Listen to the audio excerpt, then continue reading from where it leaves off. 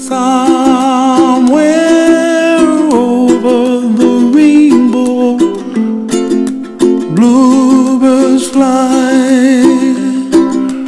and the dream that you dare to, oh why can't I? Welcome back, Bearsville students and staff. Today is Tuesday, March 22nd, 2022. My name is Elaine. There are no Bearsville birthdays today.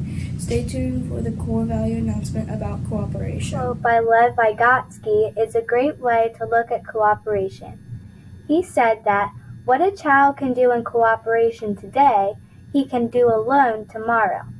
One of the benefits of working with others is learning from others.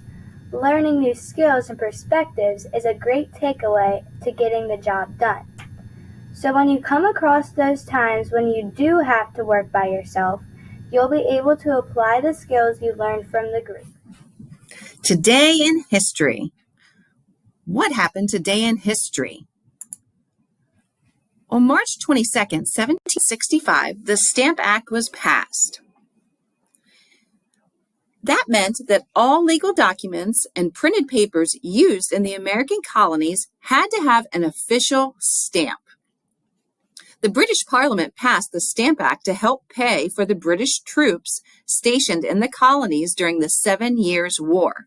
The act required the colonists to pay a tax, represented by a stamp, on various forms of papers, documents, and playing cards. The Stamp Act was the first direct tax used by the British government to collect revenues from the colonies. Adverse colonial reaction to the Stamp Act ranged from boycotts of British goods to riots and attacks on the tax collectors. Many colonists felt that they should not pay these taxes because they were passed in England by Parliament, not by their own colonial governments. They protested, saying that these taxes violated their rights as British citizens. The colonists started to resist by boycotting or not buying British goods. Therefore, the Stamp Act was repealed on March 18, 1766, after Benjamin Franklin made an appeal before the British House of Commons.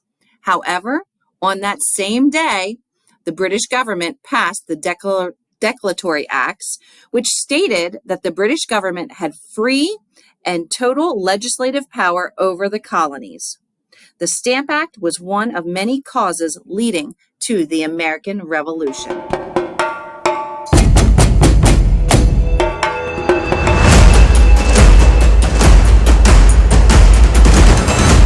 Gabby, how are the ratings looking so far?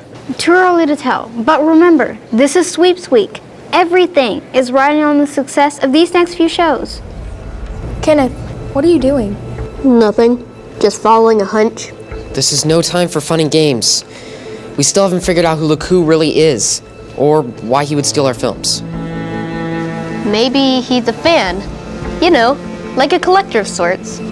Or maybe he wants to sabotage our show. Because he despises character. Taking over our newsroom? He's flexing on us. Well, we're toast if we don't figure out this next riddle. What does it say?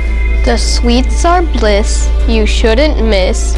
Mountains and snow are where you must go. Sweets are bliss, mountains and snow. It's gotta be the Swiss Alps! Gabby, how much time before we go live? 19 hours and 23 minutes. I've always wanted to see the Alps this time of year.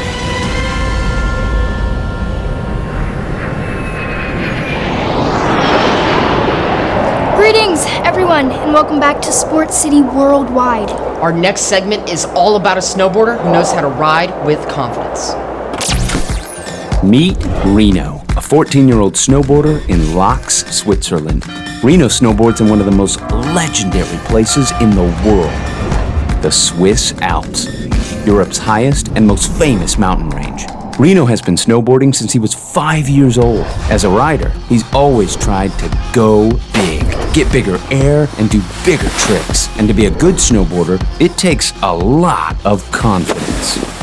When you first start snowboarding, it can be pretty scary at first. The really good snowboarders make it look too easy, but it requires hard work and takes a lot of practice to do those tricks. To become a good snowboarder, you gotta learn how to build your confidence. Even when there isn't snow, Reno practices snowboarding with his friends in the Freestyle Academy. And that's where Reno builds a lot of his confidence as a rider, because it can be a little scary trying new tricks. So Reno tries his tricks indoors to help him face his fears. If he falls, he lands in a foam pit. That way he gets used to falling and can make a correction. They train like the basic tricks here, and then they can build it up like step by step. They build the kids the confidence to go on the mountain, and it's really awesome. His coaches help him learn new tricks by starting small. This means they show him the trick one small step at a time. Then he can get comfortable with each step. It doesn't look as scary when he can do a little bit at a time. And once Reno masters a trick, he teaches his friends how to do it too. To Reno, confidence is all about facing your fears by starting small.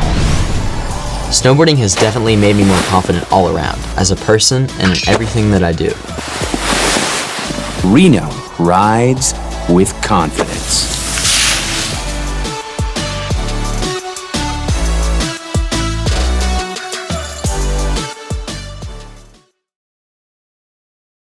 Let's end today's announcements by remembering the STAR expectations. Today and every day, strive to do your best. Take responsibility for your actions.